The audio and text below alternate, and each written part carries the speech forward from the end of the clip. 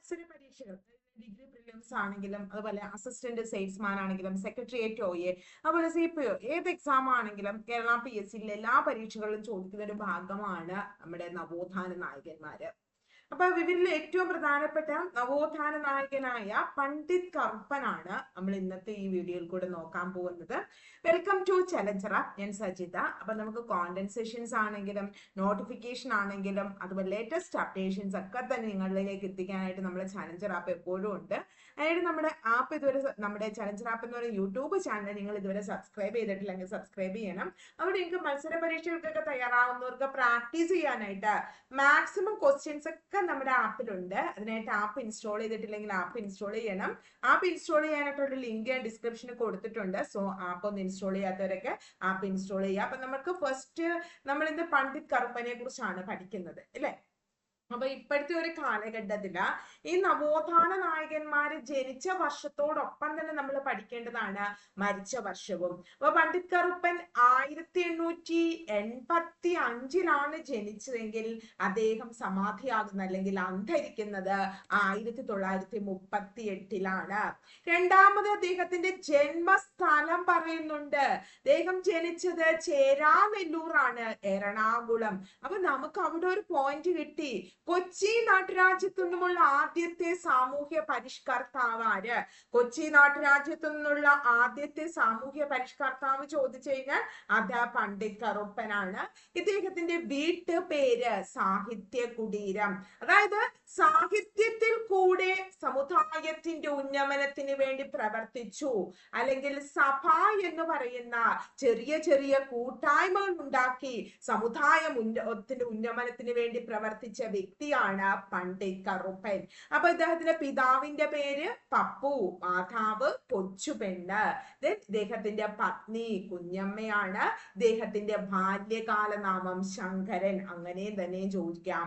പണ്ഡിറ്റ് കറുപ്പന്റെ ബാല്യകാല നാമം അത് ശങ്കരൻ എന്നാണ്.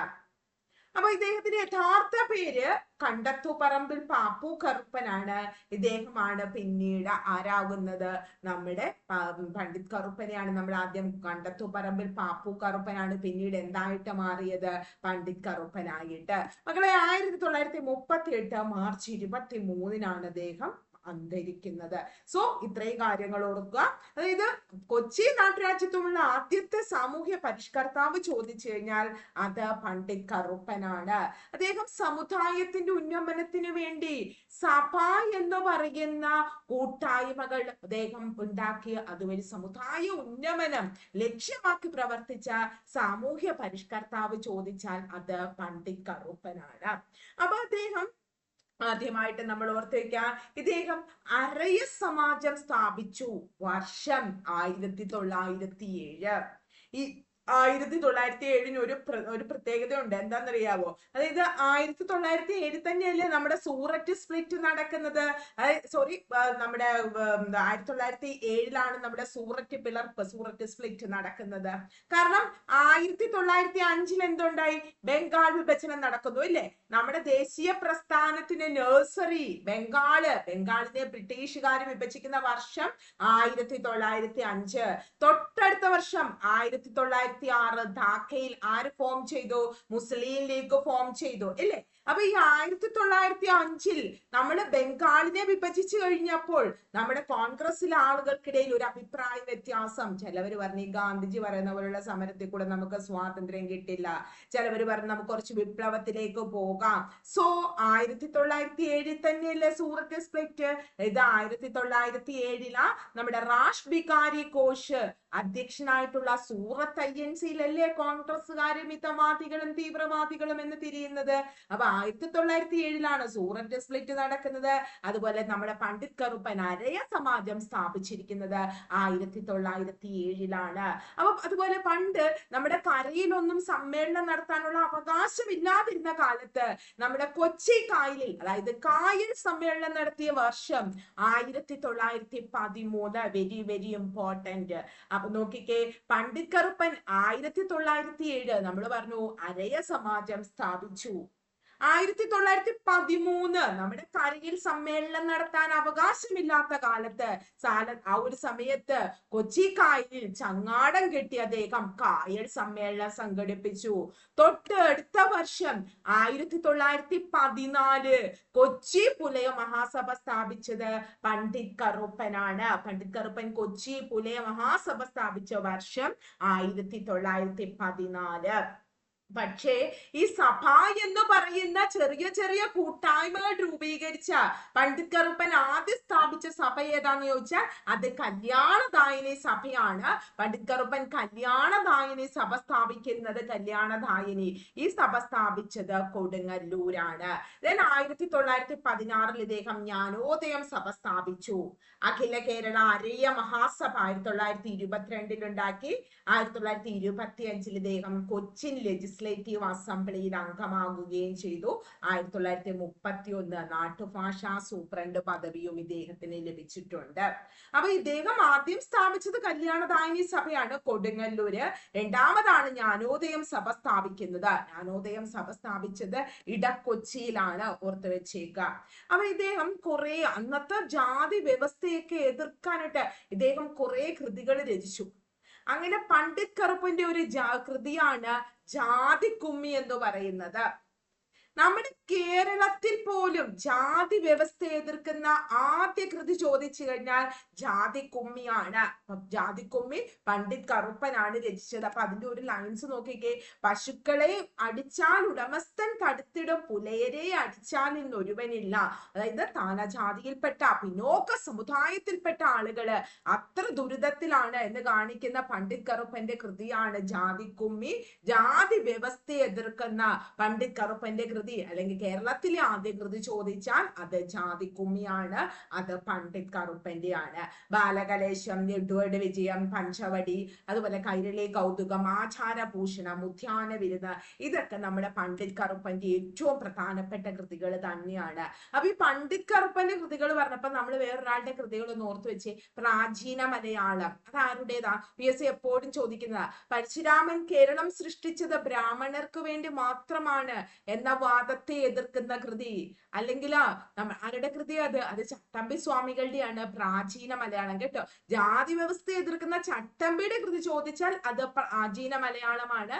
എന്നാൽ ജാതി വ്യവസ്ഥയെ തുറന്നു കാണിച്ച കേരളത്തിലെ ആദ്യ കൃതി അല്ലെങ്കിൽ ജാതി വ്യവസ്ഥയെ തുറന്നു കാണിക്കുന്ന പണ്ഡിറ്റ് കറുപ്പന്റെ കൃതി ചോദിച്ചാൽ അത് ജാതിക്കുമ്മിയാണ്.